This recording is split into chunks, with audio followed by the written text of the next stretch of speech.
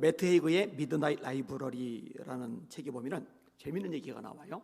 여러분, 물고기도 우울증에 걸린답니다. 들어본 적 있어요? 물고기도 우울증에 걸린대요. 물고기도 우울증에 걸린다. 제프 라피시를 대상으로 한 실험이었다. 연구팀은 수조 측면 중간에서 약간 아래쪽에 마커로 선을 그은 거죠. 수평선을 그렸다. 우울증에 걸린 물고기는 그 선 아래쪽에만 머물렀다. 수조 중간보다 좀 아래쪽에 이렇게 선을 걷는데 자유롭게 이렇게 넘나들면서 이렇게 돌아다녀야 되는데, 우울증에 걸린 물고기는 이 선 아래만 쭉 쳐져 가지고 있는 거예요. 그래서 이 우울증에 걸린 물고기에게 약을 처방을 했어요. 같은 물고기에게 항우울제 프로작을 먹였더니 선 위로 아예 수조 맨 위까지 올라가 쌩쌩 돌아다녔다. 마치 새로 태어난 듯이. 자극이 없으면 물고기는 우울증이 걸린다. 자극까지는 아니더라도 무엇이든 있어야 한다. 돌이나 나무, 수초가 없는 수조에서 그냥 둥둥 떠다니기만 하면 우울증에 걸린다.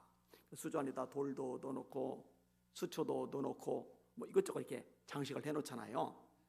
그게 이제 사람들 눈에 보기 좋으라고만 그런 게 아니라 이렇게 왔다 갔다 하는 물고기가 이것저것 부딪히면서 자극을 받도록 만드는 역할을 하는 거예요. 이게 없으면 우울증에 걸린다는 거예요. 참 재밌다는 생각이 들었어요. 근데 사실 뭐 물고기보다야 사람들이 우울증에 더 잘 걸리죠. 여러분, 우울한 경험 있죠? 아니면은 내가 좀 우울증 걸린 게 아닐까라는 생각이 들 만큼 기분이 쫙 가라앉을 때가 있죠. 그럴 때가 있단 말이에요. 대한신경정신과 학회에서 서울과 6대 광역시에서 조사를 했어요. 만 22에서 59세 성인 남녀 대상으로 조사를 했는데 응답자의 33%가 불안이나 초조 같은 정서적 스트레스를 경험했다. 그 다음에 56%가 우울증을 의심해 본 적이 있다. 이렇게 이야기를 합니다. 제일 많이 발생하는 나이대가요 20에서 40대랍니다. 근데 요즘에는 청소년에게 또 이제 나이 많이 드신 분들에게도 좀 나타나고 있는 이런 현상이죠. 치료가 필요할 정도의 중증 우울증에 걸릴 확률이 성인 6명당 1명에 이를 만큼 굉장히 높다고 그럽니다. 우리나라 이제 정신과 치료를 받는다 그러면은 좀 이상하게 생각해서 잘 안 가지만 서구 같은 데는 사실 이제 쉽게 가요.